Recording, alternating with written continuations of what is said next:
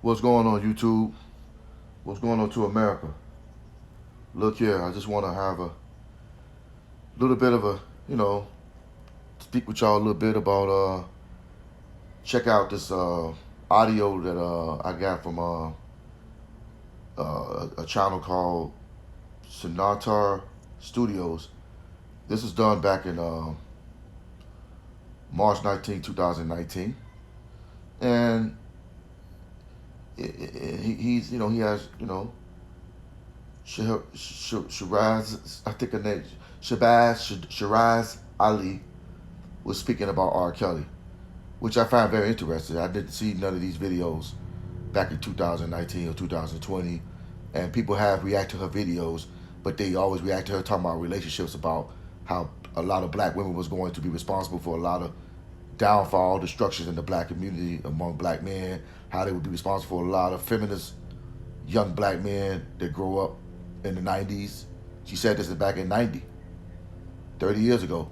You go see a lot of dudes, feminists, a lot of gay dudes, and and you do see it. A lot of gay guys running around our neighborhoods, and it was going to be out of control. She warned us 35 plus years ago what was going to happen. So, but I want to hear y'all, her speak with this audio that don't belong to me. It doesn't belong to me. It belongs to Senator Studios, and her how she feels about Robert Sylvester Kelly. And once again, I don't know what she's going to say, but I didn't read the whole title. I just want to be surprised and see what she has to say about Robert Sylvester Kelly. This is a woman that people like Tariq Nasheed admires, people like Harvey Yorwell admires, and other black people that you probably see on social media speaks about highly of this woman. Let's hear what she has to say about R. Kelly and the laws. This is, I heard that this was a good video. Somebody told me about it when I was at the barbershop the other day. Man, you got to check out her. And I heard about her, but I haven't seen her in a while. But she used to be on Donahue, Dr. Jewel, and all these major platforms until the power shouldn't be decided to shut her down and take off. So let's hear what she has to say about R. Kelly. Agree with the book back in 1990. Now I'm dealing with their children. Oh, there you go. That's what's up. And the children, they're gonna adapt to it. Generation now. Right, because they see what's going on. I remember watching a video of you back in the days where you was teaching the women how to be a woman, how to speak properly to your man. I remember that tape like it was yesterday. That's still good. Yes, Do you know what I'm saying? Yes, so right now, it looks like you're coming into Harlem, you're coming into New York, and you're getting ready to tear the roof down like you always do.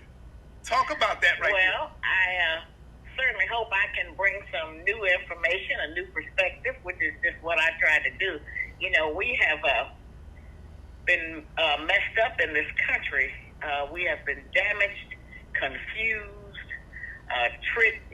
Everything that you can think of that's bad has been done to us by the enemy over the past 435 years. Mm-hmm. And so it may take us 435 years before we're able to get out of this stage of just talking about it. We still haven't completely moved to the stage of doing something about it. Right now we're in the talking and confessing and debriefing stage, and that's important too. Right. Well, this has never been going down before. You ever done a lecture with Oswald Crazy before? You ever came in with him at the same time? This is the first time, right? Right, I think it is. Yeah. I've never did a lecture on the topic that I'm going to be doing. Right. So I want to talk about today, just so that we'll know, because that's the topic I'm going to be doing on the 28th. Would you give them the address and name of that building? Is that in that old Malcolm X temple that used to be there? Yeah. 125th Street? On Fifth Avenue, yes. Malcolm X used to be down there, but this is at the National Black Theater. Everybody know where it's at the National Black Theater. The flyer's up there, and it's I don't see the address though, but everybody know the National Black Theater, so they know in Harlem. That's where we've been. Yeah, that's where we've been holding lectures for years. I'll come on around 2:00. And it's also going to be live streamed for the first time. Right. So this is a very exciting event for me and for King Simon.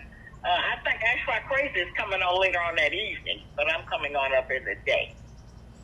You know, that's how we're going to do that. Now, about what I wanted to talk about today, and I know that New York done beat it to death, but I want to talk about R. Kelly. Oh, you know what? I was going to ask you that, but I said I didn't want to get off the topic.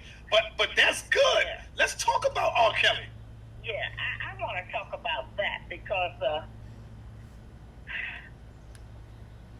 there's so many white men in America who have killed our women, our men, unjustly murdered our men, our women, even our children. And I don't think that we have a group of black women who have organized to go after them. These white men and women who have worked to destroy our people, our families. And I don't know of any group of black women who have come together and decided to do some taping and interviews and bring charges against them. Real talk, So sister. I think it's very ironic that some black women have headed up this campaign against R. Kelly. And I want to talk about what and why we do that kind of thing against a man. You know what's funny? Me and a brother was talking about that not too long ago, just now on the phone, just now. Yeah, go ahead, sister. You know, we haven't had that, but we will always, and this just really proves the things that I've been talking about since March of 1990 when I came out with the Black Man's Guide. And you know what kind of hell I've gone through over the years. Oh, yeah. When people fight with They me came about at you for that. You know, and it has taken a lot of energy and a lot of my strength and time to go out and try to defend the truth. But we, as black women, when we get mad at one man, now this is really interesting how this goes.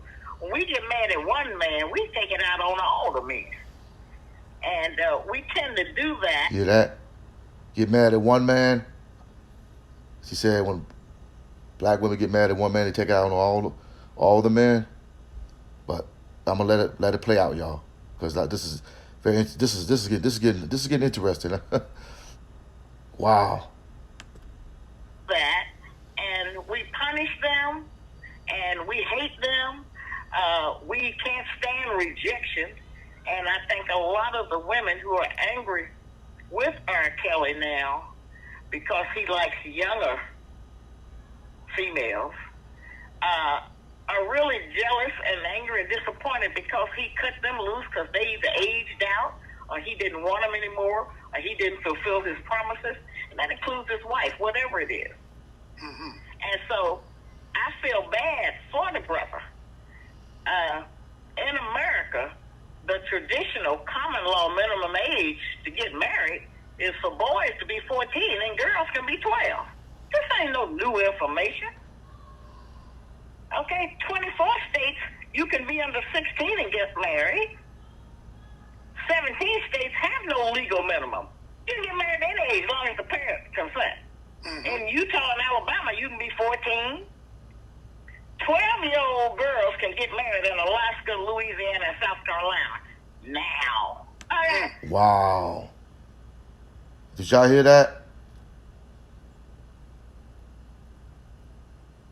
So, when y'all listen to this video, I want y'all to like and subscribe to this video and share it with a lot of people on social media. Everybody. Like and subscribe to this video and share it about those common laws where people can get married at the age of 14 and in these certain states, South Carolina, Utah. Oh my God. And I'm not saying, look, man, see with the European, I'm gonna keep letting it play. So this is not new. The white man has always married 12 and 13-year-old girls. There are laws on the books that people are fighting now to get taken off because of they calling it the child bride situation from other countries and sex trafficking, which is what they are calling slavery now. They didn't change that language so that they can pull slavery out of the vocabulary that any of us use and just call it human trafficking, sex trafficking. That's the new language for that, you know. And so when they came here, they didn't have enough people. Mostly men came. Women were very scarce. And so what they did is that as soon as a young girl got through puberty, as soon as she started having her menstrual cycle, then they were able to marry her because she could birth a child. The white man has always been concerned about his numbers, and his birth rate is down right now. And he's marrying grown women, but they have fertility problems more than we have. And that's why they get so excited when they get pregnant. A lot of times we get pregnant, we be disappointed, we be mad. But when they get pregnant, it's a sign of celebration because they finally, you know, will be able to bring another white child into the world. But they would always marry these young girls as soon as they became childbearing able. Do you think it is better? Do you think it works better with an older man or a younger man? Does the age even matter? Or does the age even matter? Well, age does matter because a younger man, you know, there have been studies that have been done over the years that say as women that we mature 5 or 7 years ahead of you all anyway. Now that would be emotionally, socially, and a lot of other categories of development in humans. And so my own husband, he was 16 years older than me. Well, and that almost wasn't old enough because we need somebody who has superior, more experience, knowledge, somebody who has more patience, and somebody who has something to teach us. And so it has been tradition. In fact, men usually congratulate each other when they have a younger woman. It's always looked at as a source of pride. And so this is not new. Now, Elvis Presley was 25 when he married his wife Priscilla, and she was 14. Oh. They called him the king. Look at that. Look at that. See? Go ahead, sister. Jerry Seinfeld, that comedian that everybody thinks is so funny, he was 39. He married a girl 17. And you know what, Sister Shaharazad, behind that? Criticize none of this. Thank you. Go ahead. Steven Tyler, the rock star, he was 27. He married a little girl 14. He's still great. Ain't nobody ever bring this stuff up. And Jerry Lee Lewis, that piano player that sang that Goodness Gracious Great Balls of Fire, his little girl was 13. What he got with? Right. Jerry Lee Lewis married a 13-year-old girl, but not only she was 13, she was his second cousin. She was actually related to him. She was his cousin, which makes it even more disturbing. So white men, popular white men, now we're not even talking about the white men we don't know about and who weren't famous. Right. But they've been doing this. R. Kelly ain't did nothing no different. And as a lot of black men know, all of you know, because of the food, the hormones in the food, these young girls have developed more so even than a lot of adult women. They got big breasts. They're sexually attractive to men and women, unfortunately. Right. So what happens is that a lot of times you can't push them young girls away. They won't leave you alone. And so as adult women, if a woman is out here and she's trying to maintain a relationship, she's not just trying to defend her man against other grown women. She got to defend him against them young girls that be coming at y'all hard. And they make it almost impossible for you all to decline it. Is there a conspiracy to tear down the legacy of these great legends that come up in our races? Like, for example, look at Michael Jackson, Bill Cosby. Let's talk about that too. Look at what they're doing to Michael Jackson now that he's gone and he can't defend himself. Free. And Yes. those other white men are big time. They got big time lawyers. You know, it's like, why do we have the tax problems and money problems when we get to be rich and famous?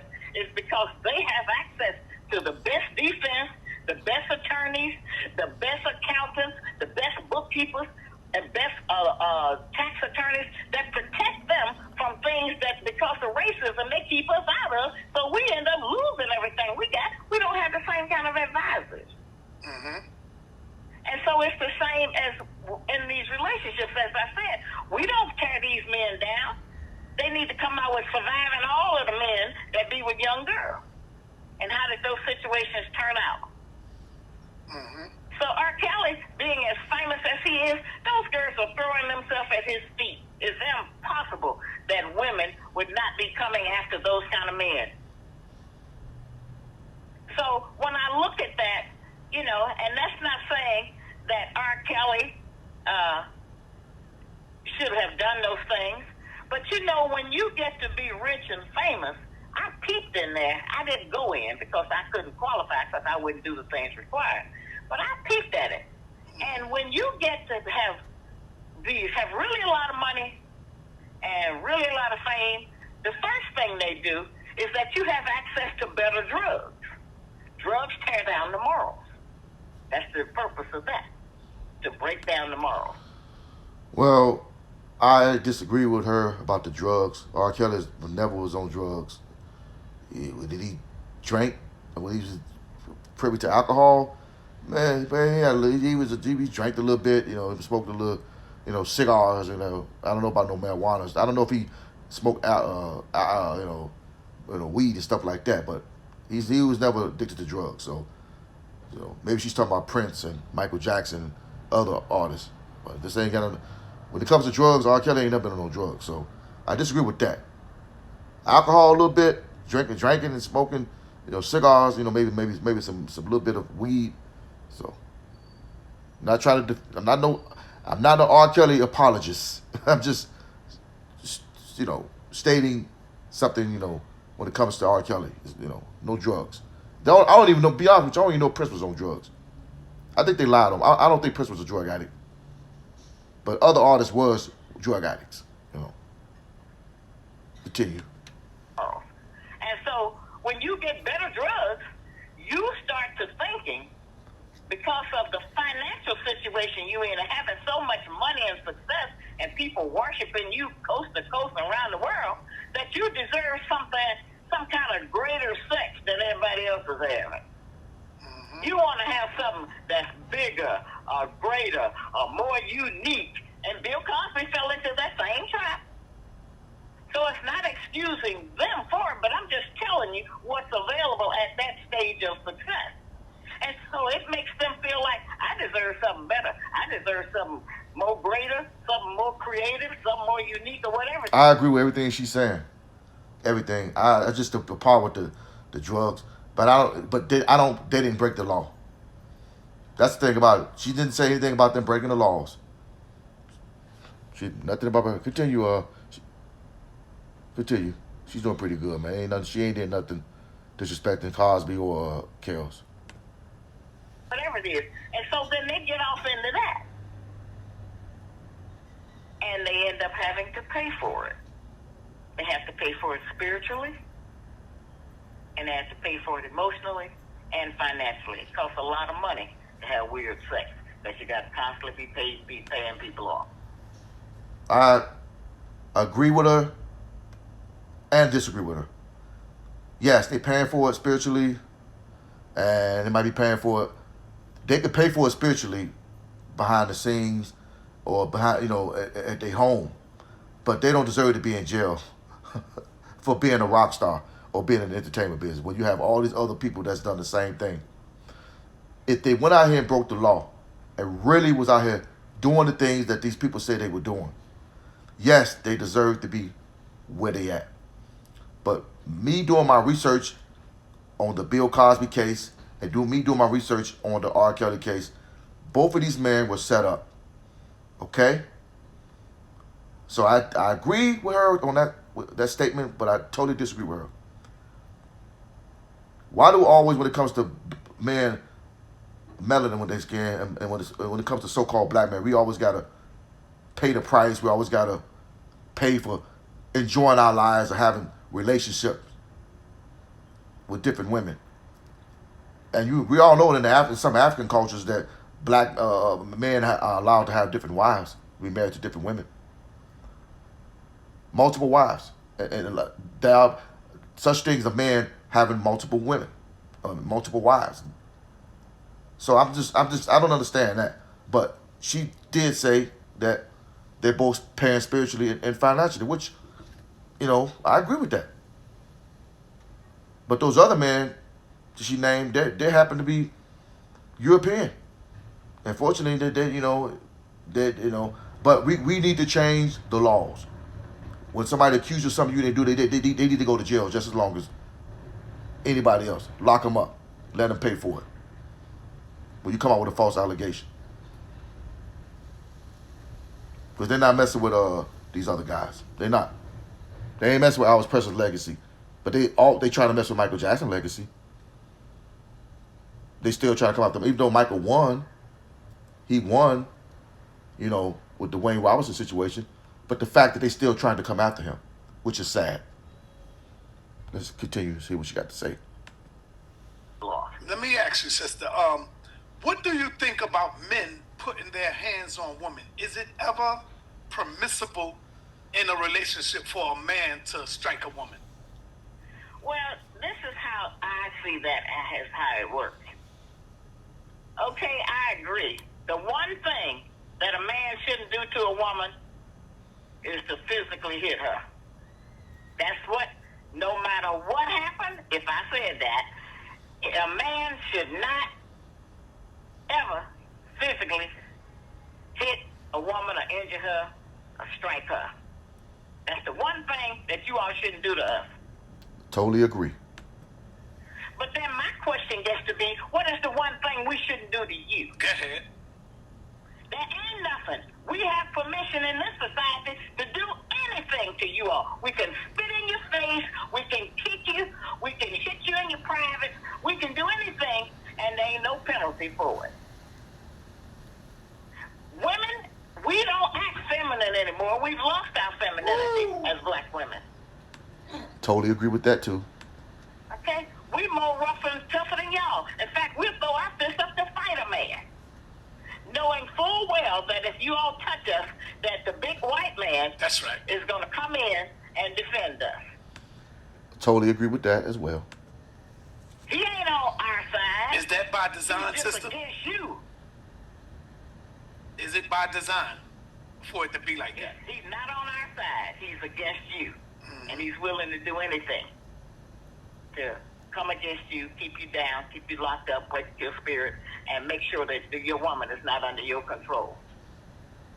So, no, I can't say that there's any situation that a man don't have a right to do that. If a woman come up and jump in a man's face and she physically is striking and hitting him, he has a human obligation.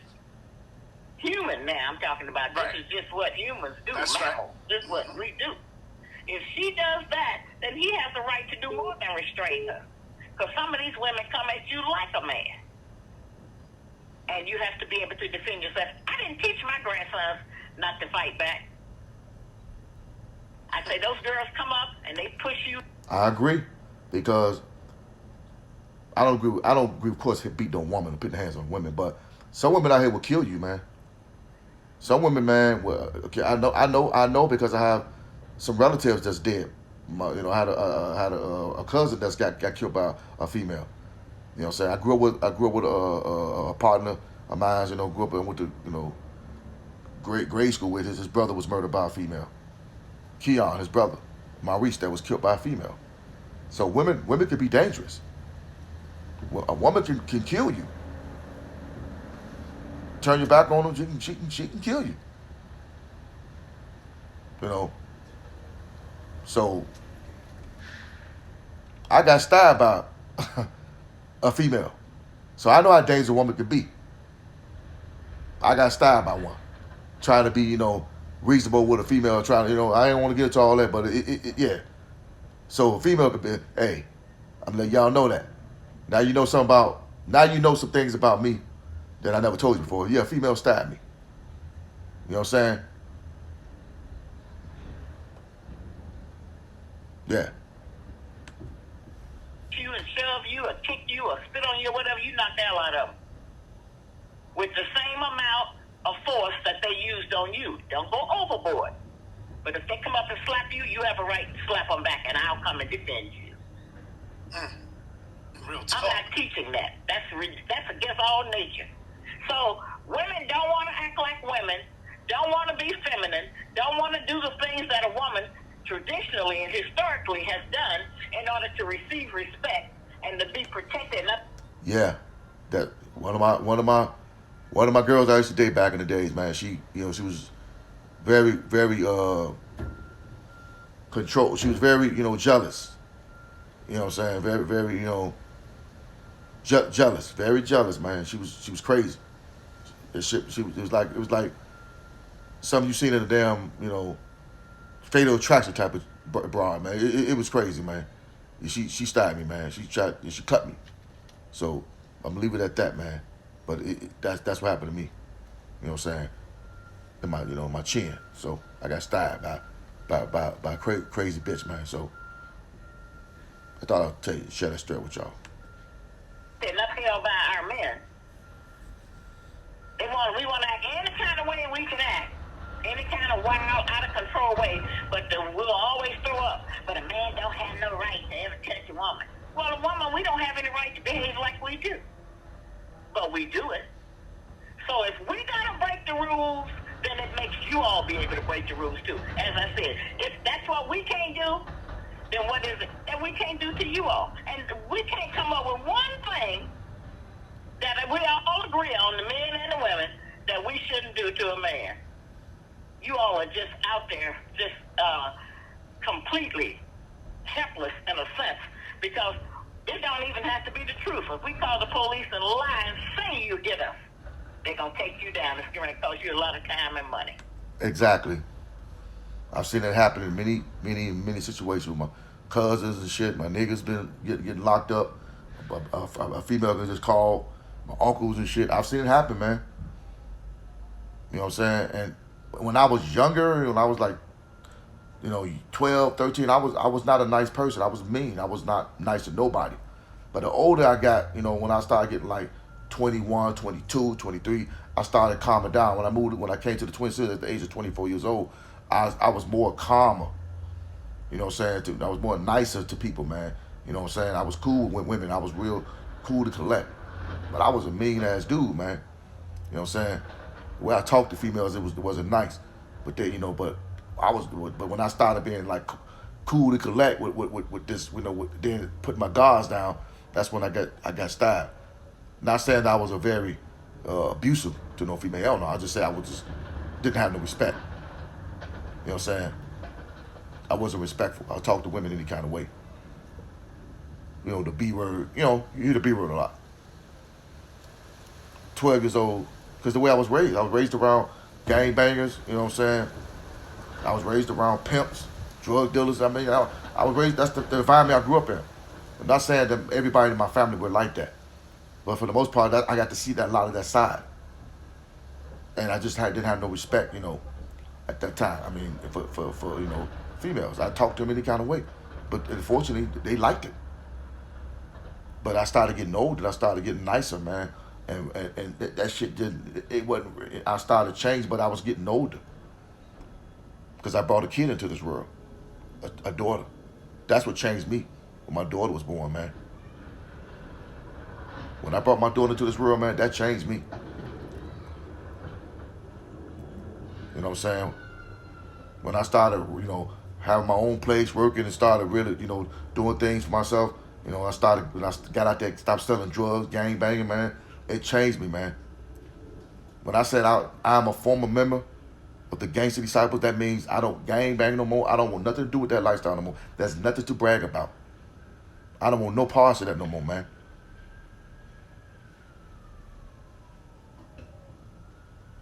No parts of it, man. I hate my past. I hate that. Because I wasn't a nice person. So, that ain't nothing to brag about, being in no gang. Being a drug dealer. Nothing to brag about. So, that's why when she's talking about stuff like this, it's refreshing to see her speak about Kels, because I didn't know she even spoke about this 2 years ago. I didn't see it on social media. But let's continue to hear her speak. right. Do you think a man should have more compassion than money, or more money than compassion? Well, in America, the people with compassion don't get no money, unfortunately. Right. Now, that's really how that is. It's unfortunate, but that's really how that is. You know, if you live here and you're trying to survive under this system, you know, there's an old saying about America: you can do anything you want to do here, just don't get caught. Mm-hmm. And so, you know, we living in those kind of times. Things are only right to a certain extent. There's not going to be any perfection in any situation that we're involved in. But we have to still continue to work to defend what little civilization that we have left, so that we can still set a good example and rear children who are able to be successful and who know how to protect themselves from the enemy. So, you know, that's where we are. So I want people to come out on, what's that, April the 28th. That's on Sunday afternoon at 2 o'clock. All right, she's promoting her, she's going to do a speech. She's promoting that. This is back in 2019, before the pandemic. Now, what she said, man, I totally agree with her. A lot of things she was saying, I totally agree, you know, on somebody jumping in, a woman jumping in, a woman should not put her hands on a man, and a man definitely shouldn't put his hands on a woman. You know what I'm saying? Do not jump in, don't, you know, I'm just saying. So I agree with her, man, and I think that her voice, man, is definitely, I'm glad, it's good to hear her voice, man, because I see her, man, on all different type of platforms, man, I'm telling you, and she was definitely making some people very upset on mainstream media, man. They did not like this woman, man. But she's back. I've seen some new videos of her, but I never knew that she spoke about R. Kelly. So with that being said, man, I'm done with this, man. I've been on, almost probably 32 minutes. I don't like making long videos, man. I really want to make videos for like 12, 15, no longer than 15, 16 minutes. So I just wanted to share this video about Shaharazad Ali defending, speaking about R. Kelly and his situation. So I'm out of here, man. I'm done. I see y'all in the next one, man. So I'm gonna leave y'all with this. If you believe everything the media tells you, you ain't nothing but a brainwashed slave. So free yourself, free your mind, free your soul. It is easy to target and destroy and bring down a black man here in America. Hell, all you need is a long ways for people to do it. For with that being said, love is God, and God is love. And I am the power. 1, 2, 3 trust. Bill Cosby was convicted with no evidence. He said, she said, he did this to me. Thanks to the European media and the courts of public opinion, Robert Sylvester Kelly, and the world known as R. Kelly, was convicted and sat in jail thanks to a reality show called Surviving R. Kelly. R. Kelly has also been convicted by the courts of public opinion thanks to the European media. What they did to Robert Sylvester Kelly was totally unethical and totally illegal. Free Bill Cosby. Free Robert Sylvester Kelly. I'll see y'all in the next one. Peace.